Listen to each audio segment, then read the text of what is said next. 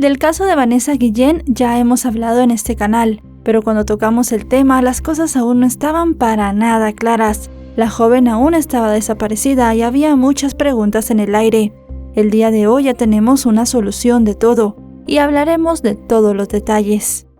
Hola a todos, ¿cómo están? Mi nombre es Lesma, espero se encuentren muy bien. Yo como siempre muy contenta de poder estar un día más aquí con ustedes, muy agradecida de que me estén viendo donde quiera que se encuentren. El día de hoy tenemos un caso sucedido en los Estados Unidos, el de Vanessa Guillén. Acompáñenme a ver todos los detalles.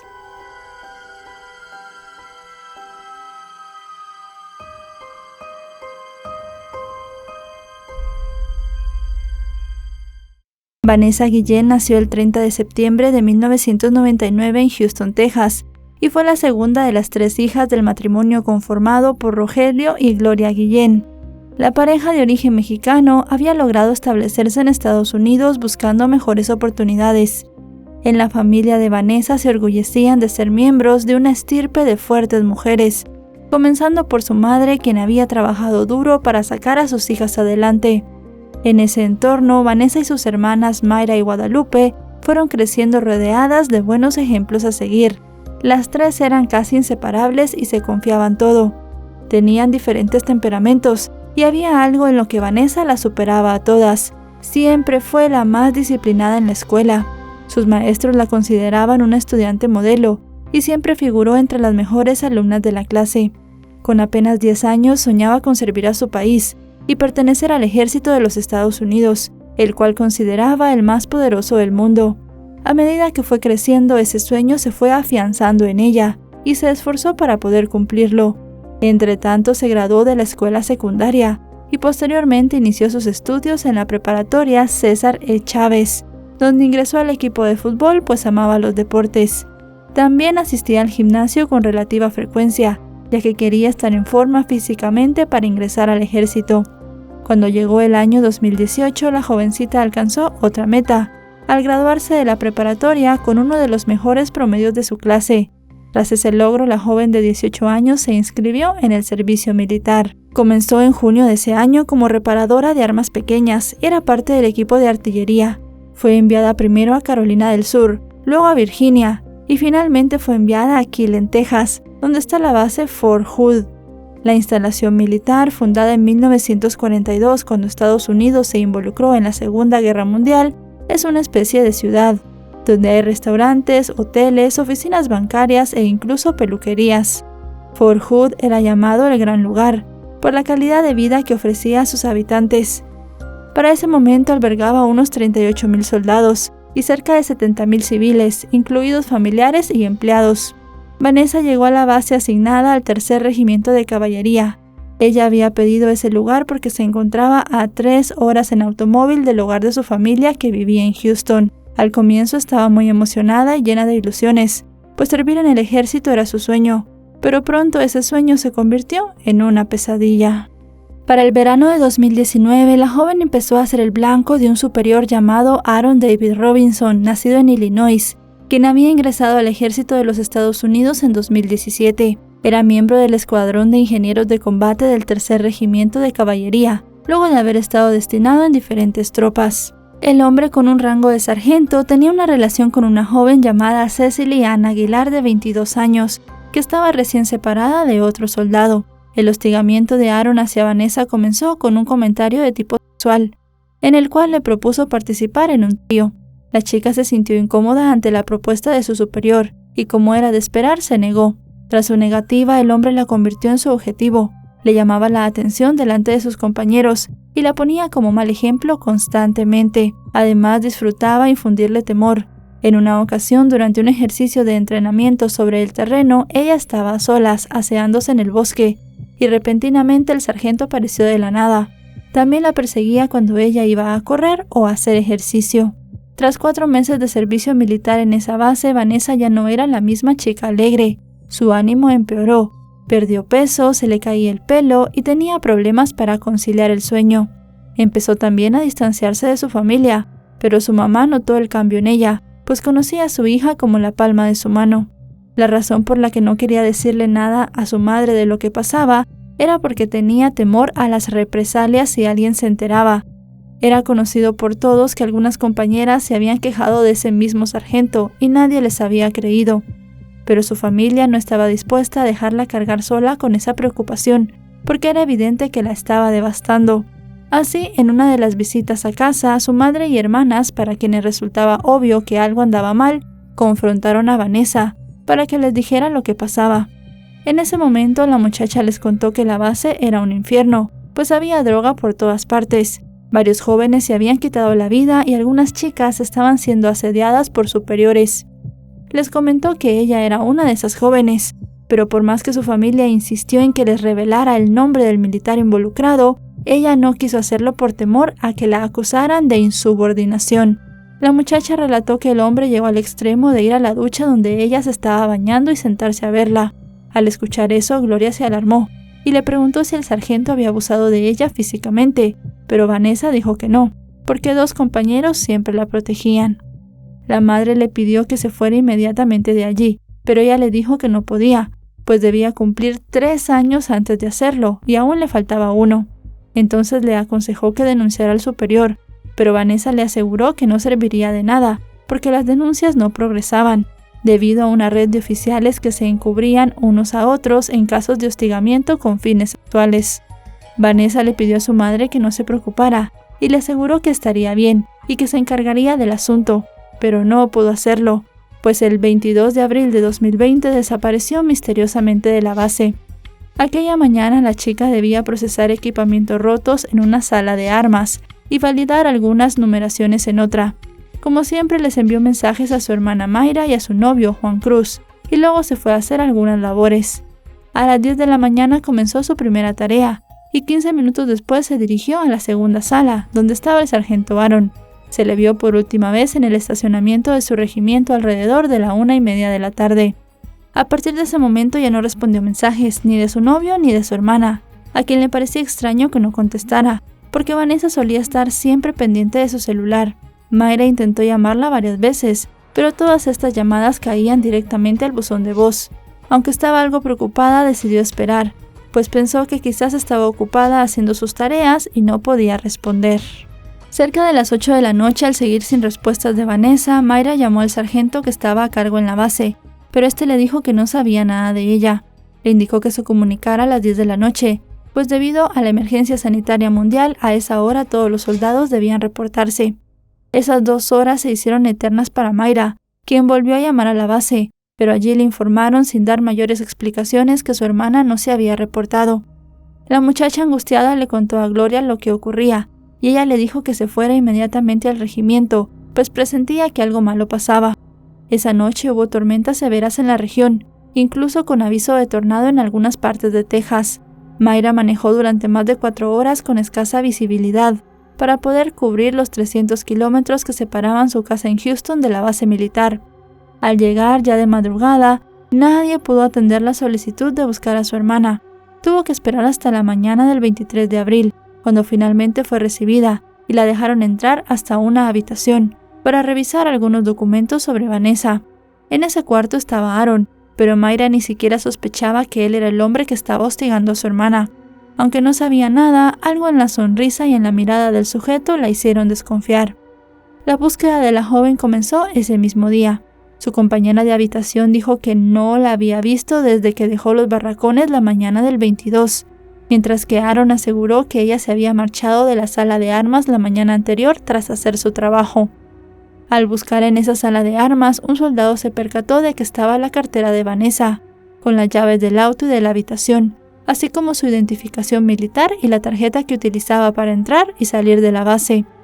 No había señales de su teléfono ni otra pista que indicara dónde podía estar. Esto generó más angustia entre sus familiares, quienes compartieron su fotografía en las redes sociales, esperando que alguien la hubiera visto en los alrededores del lugar, pero no lograron obtener ninguna pista que condujera a su paradero. La familia de la joven presentía que algo malo le había pasado, pues si había dejado todas sus cosas personales, era porque pensaba regresar rápido, pero ya habían pasado muchas horas y no se sabía de ella. Sus allegados movieron cielo y tierra para encontrarla sin éxito. Mayra pasó varias semanas en un motel cercano mientras la buscaban, pero tuvo que volver a casa con las manos vacías. Querían contratar a un detective privado, y tuvieron que desistir porque les costaba mucho dinero. Aunque el ejército comprendió enseguida que su ausencia no era voluntaria, Vanessa fue declarada por motivos burocráticos ausente sin permiso, que es la antesala de la deserción. Al principio el caso no trascendió, pues se manejó con gran hermetismo en la instalación militar. Sin embargo, a medida que se le dio impulso en las redes sociales, la voz de la familia Guillén y sus amigos más cercanos comenzó a escucharse. El 26 de abril crearon la página Find Vanessa Guillén, que en español significa Encontremos a Vanessa Guillén, para pedir a las autoridades militares que informaran sobre su paradero. También convocaron a la gente a firmar peticiones para que la Casa Blanca y el Congreso estadounidense intervinieran en la investigación.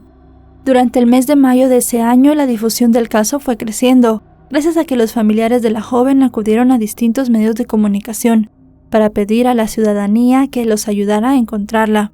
Los medios de comunicación comenzaron a hacerle seguimiento al caso, y Gloria decidió dar un paso más. Denunció el supuesto acoso del que era objeto su hija por parte de un superior, e instó a que ese sujeto fuera investigado como el principal sospechoso de la desaparición. Entretanto, agrupaciones sociales y legisladores se unieron al reclamo de la familia, y se organizaron diferentes marchas y protestas para apoyar a los Guillén en su búsqueda. El Comando de Investigación Criminal del Ejército inició una investigación, y no era para menos, porque el caso había ganado tanta atención que hasta distintas celebridades se habían pronunciado. Una de ellas fue la actriz Salma Hayek, quien por medio de un mensaje difundido en sus perfiles, dijo que pondría una foto de Vanessa en sus historias de las redes sociales hasta que apareciera. A 59 días de la desaparición, la familia mantenía las protestas frente a la base, para pedir a los responsables del establecimiento militar que dieran con el paradero de la joven. Los miembros de la familia decían estar decepcionados por el supuesto operativo militar que habían desplegado internamente para hallarla. Según dijo la hermana de Vanessa, Mayra, parecía más un teatro que un rastreo real, y que lo hacían nada más para verse bien ante la opinión pública, y tapar que esa búsqueda se debió iniciar desde el momento en el que la joven desapareció y no se hizo. Señaló que su hermana podía estar viva fuera de la base, y afirmó que la investigación debía centrarse en las personas que ellas creían podían ser sospechosas de su desaparición. Al respecto, la abogada de la familia, Natalie Kawam, señaló que se trataba de 2 sargentos, quienes estarían siendo investigados como sospechosos del asedio a Vanessa, y aunque aseguró que tenía los nombres, dijo que no los haría públicos para no entorpecer las investigaciones. Por su parte, las autoridades de la base aseguraron que la búsqueda de la soldado se había iniciado desde el mismo momento en el que había sido reportada como desaparecida. Comentaron que enviaron fotografías a los medios de comunicación de los operativos desplegados en ríos y senderos para hallar posibles pistas sobre su ubicación. Los días siguientes, decenas de mujeres inundaron las redes sociales con sus propias historias de intimidación y agresión sexual en el ejército, utilizando el hashtag Yo soy Vanessa Guillén. Las cosas comenzaron a avanzar cuando se sumaron organizaciones como la LULAC, considerada la más antigua y respetada organización hispana de derechos civiles. También ofreció su apoyo a la congresista federal Silvia García. Se unieron entonces más agencias del orden a la investigación del caso, entre ellas los Rangers de Texas, que son la policía estatal, y el FBI, además de la policía local. A eso le sumaron el ofrecimiento de una recompensa de $25,000 a quien suministrara información verificable sobre el paradero de Vanessa.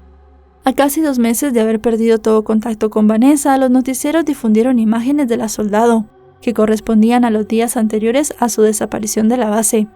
En ella se veía a la jovencita en un restaurante mexicano cerca del recinto militar el 15 de abril, apenas una semana antes de su ausencia definitiva. En los videos se veía a la joven comprando algo de comida. Estaba distraída e inquieta y muy pendiente de su teléfono. Tras hacerse públicas las imágenes, su familia señaló que esa era una prueba de que Vanessa ya no era la misma. Lamentaron que esa grabación no hubiese sido evaluada en su justa dimensión por sus superiores, pues debieron haberla tomado como una llamada de alerta de la chica. Según declararon a los medios los dueños del local, Vanessa compró alimentos para varias personas ese día. También revelaron que las autoridades de la base habían ido unos días antes para solicitar las grabaciones, pero nunca fueron a recogerlas. Luego de semanas sin indicios del paradero de Vanessa, un portavoz militar, Chris Gray, informó que 2 testigos entrevistados por los investigadores habían dado una información clave. Esos testigos dijeron que vieron a Aaron la noche del 22 de abril, cuando salía de la base llevando una gran caja resistente con ruedas, y que parecía pesada. A partir de ese momento, los detectives comenzaron a investigarlo. Basados en los registros telefónicos del sospechoso, realizaron una búsqueda en el río León en Belton, a unos 49 kilómetros al este de la base militar. Allí encontraron solo algunas cosas que integraron a la investigación, como tierra quemada con olor a descomposición y restos de una caja plástica que coincidía con la descrita por los testigos. Se supo posteriormente que había sido utilizada para sacar el cuerpo de Vanessa del recinto militar. Una semana después, el 30 de junio, unos trabajadores que hacían labores cerca del río notificaron a los cuerpos de seguridad sobre el hallazgo de lo que parecían restos humanos, ubicados no muy lejos de donde habían estado los agentes días atrás.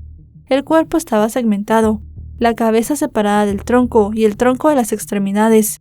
Las partes fueron encontradas en 3 fosas poco profundas mezcladas con concreto, que fue usado para intentar eliminar las evidencias. Los detectives presumían que los restos pertenecían a Vanessa.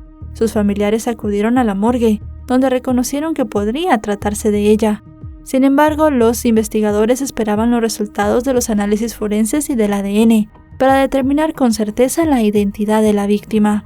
Horas después del descubrimiento de los restos, el FBI ya tenía en la mira a Aaron y a su novia Cecily como los principales sospechosos. Las autoridades habían descubierto que el sargento fue la última persona que vio con vida a Vanessa dentro de la base. Un mensaje de texto que la joven le envió a sus superiores esa noche fue el hilo conductor, que llevó a los investigadores a desenmascararlo como el presunto autor de su desaparición. Primero capturaron a Cecily, pero en el primer interrogatorio aseguró que no tenía nada que ver con la desaparición de Vanessa. Sin embargo, estando bajo custodia policial, la mujer recibió mensajes de Aaron, quien le envió fotos de artículos sobre el hallazgo de los restos. Al verse descubierta, admitió ante los oficiales que había mentido en su primer interrogatorio y confesó. Según su testimonio, Aaron fue a buscarla la noche del 22 de abril, y juntos se trasladaron a un sitio cerca del río León, donde el sujeto abrió la caja, y ella vio en el interior el cuerpo de una mujer, a la que posteriormente identificó como Vanessa. Al parecer, Aaron le dijo que le había quitado la vida a la soldado esa mañana en la sala de armas, golpeándola con un martillo, y luego había sacado el cuerpo dentro de la caja. Para disponer y ocultar fácilmente el cadáver, la pareja lo cortó, usando un hacha y un arma blanca tipo machete. Intentaron quemar los pedazos, pero no lo consiguieron por completo. Finalmente procedieron a enterrar los restos en 3 agujeros hechos de tierra y luego los cubrieron. Con relación al móvil del crimen, la mujer declaró que, según le dijo Aaron, le quitó la vida a Vanessa porque ella lo amenazó, con contar una supuesta aventura que él mantenía. Sin embargo, esa versión no tenía sentido para las autoridades, que manejaban la hipótesis de que el sujeto quiso propasarse con la soldado y ella se defendió, por eso la golpeó. Cecily colaboró con la policía para encontrar a Aaron. Sin embargo, cuando el hombre fue interceptado por los agentes, desenfundó un arma y se quitó la vida de un disparo en la cabeza.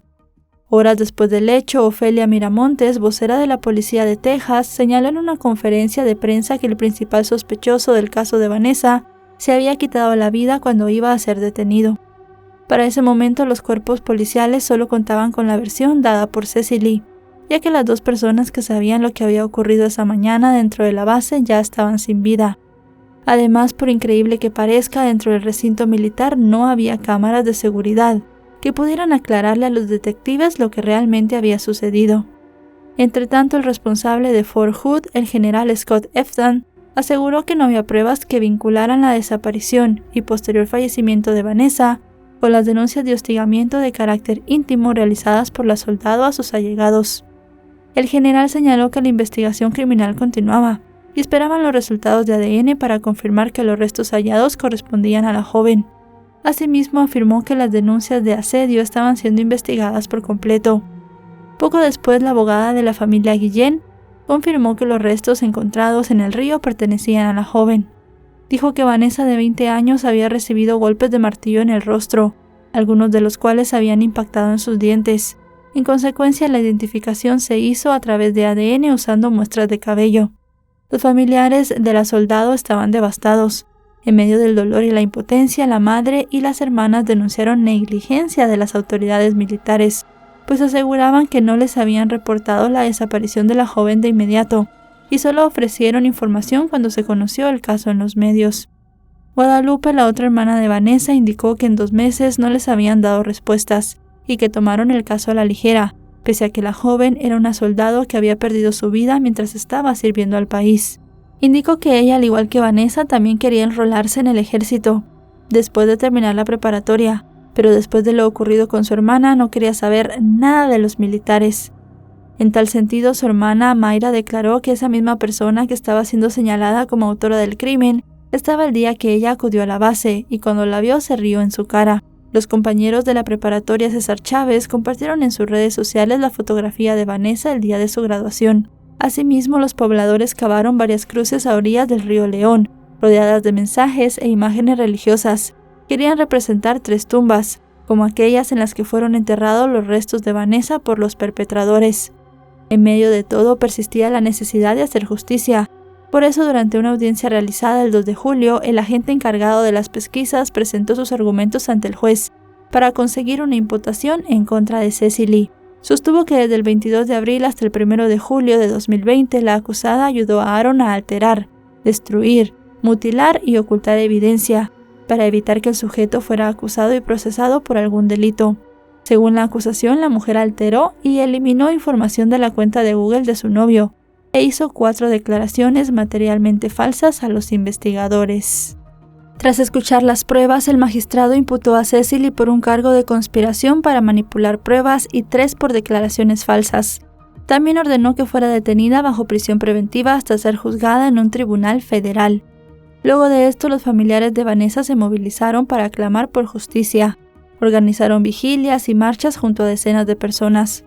Las protestas también traspasaron las fronteras, y desde Río Grande, en Zacatecas, México, los allegados de la familia pidieron justicia.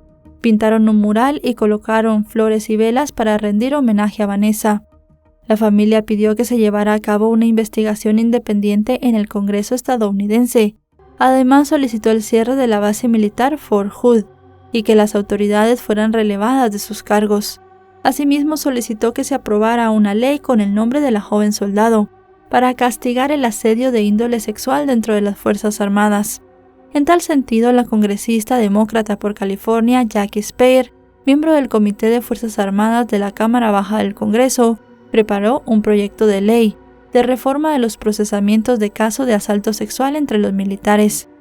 La abogada de la familia de Vanessa dijo que si se promulgaba esa ley, los miembros del ejército podrían presentar denuncias de forzamiento a la intimidad y otras conductas inapropiadas a una agencia independiente, en lugar de tener que hacerlo como ocurría hasta ese momento por medio de su cadena de comandos.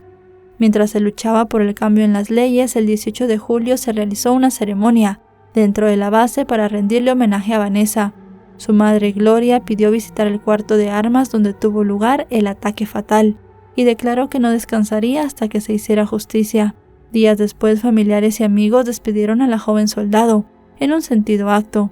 Una cantidad significativa de personas acompañaron el cortejo hasta el cementerio, donde le dieron el último adiós.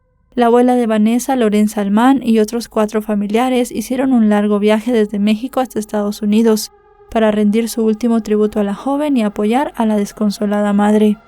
El 30 de julio, la madre de Vanessa fue recibida en la Casa Blanca por el entonces presidente de Estados Unidos, Donald Trump.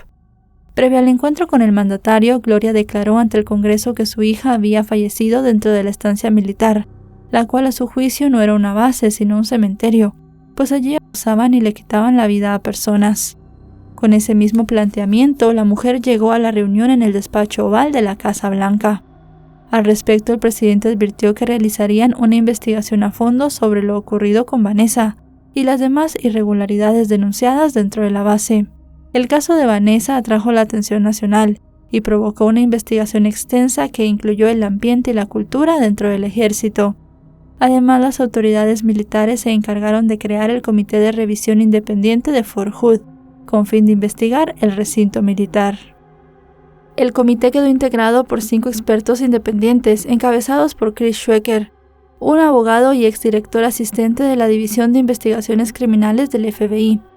Ellos se encargarían de investigar si los mandos militares en Fort Hood y la comunidad en su entorno permitieron que se generalizara un ambiente de acciones físicas con contenido sexual contra personas que no querían participar en distintas prácticas y que tras negarse sufrían discriminación.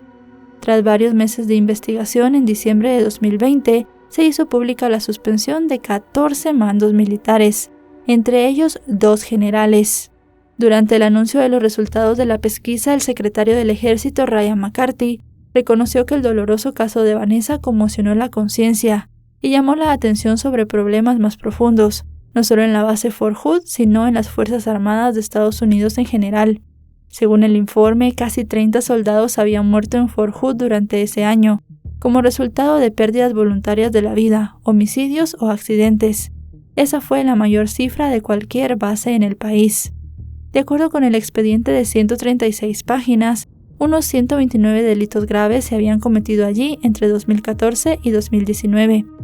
Desde 2016 había fallecido más personal de tropa dentro y fuera de la base que en operaciones de combate.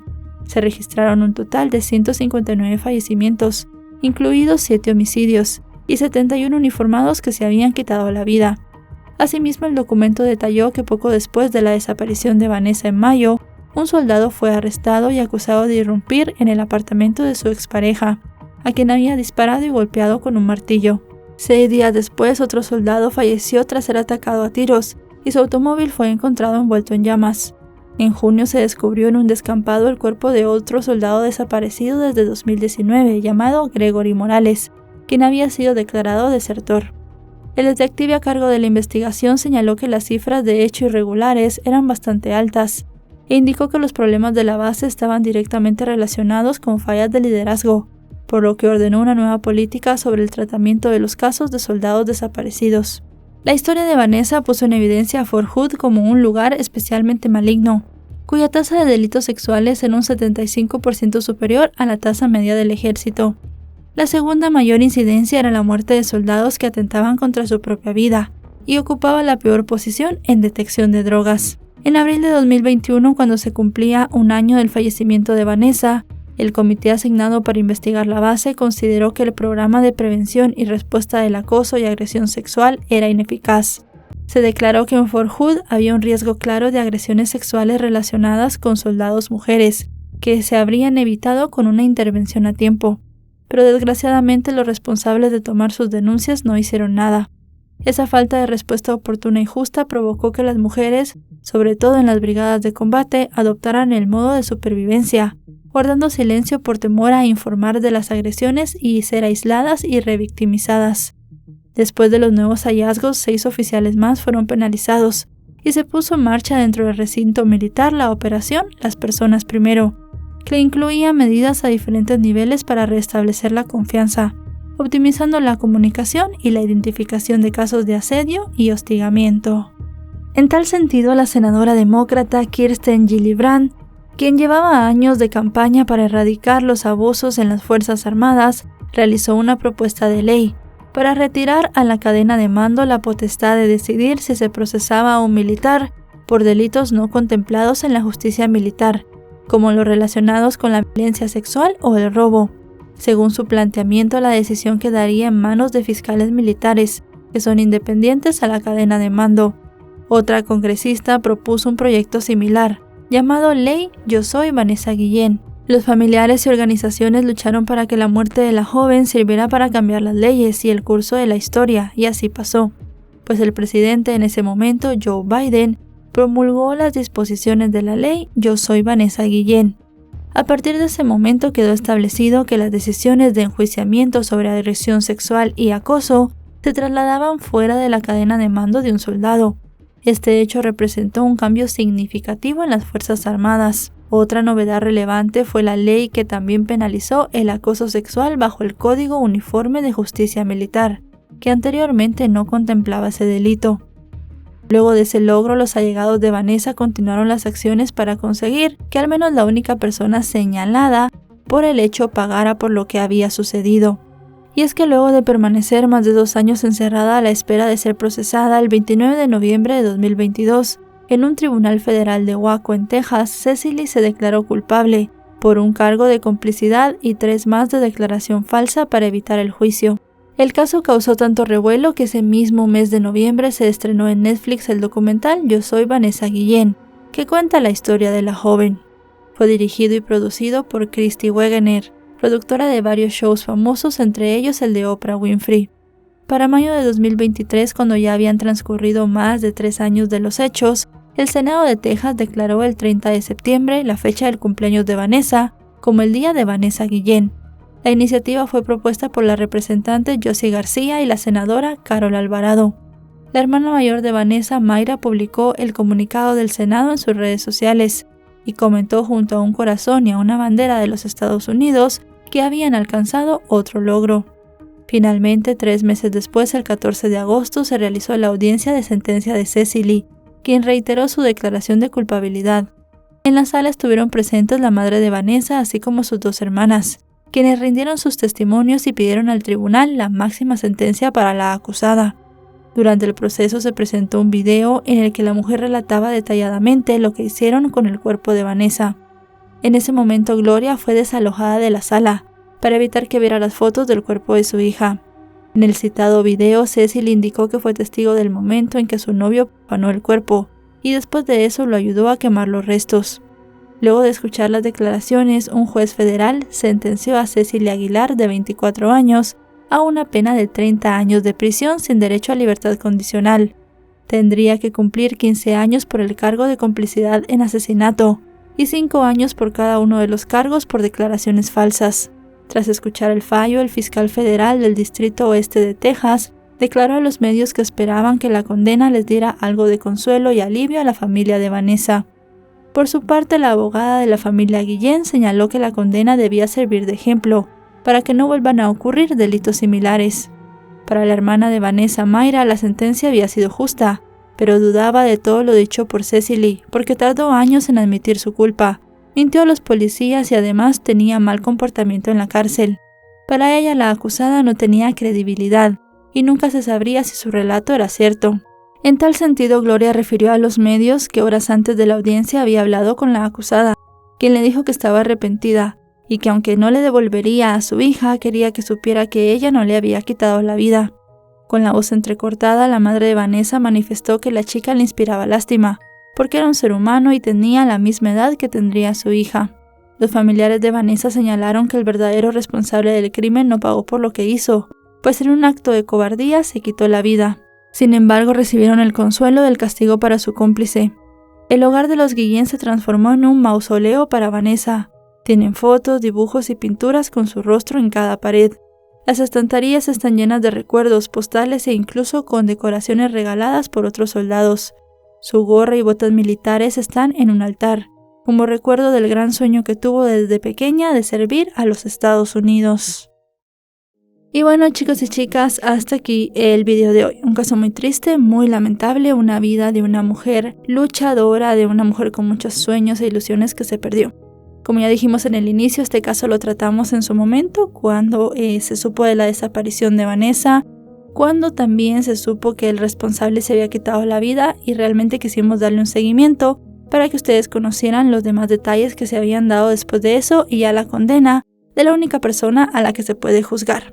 Si bien se han respondido muchas preguntas, también quedan muchas en el aire que no tendrán respuesta, porque como ya dijimos en el video, solo hay 2 personas que saben lo que pasó esa tarde, Vanessa y su asesino, y ya ninguno de los 2 está entre nosotros.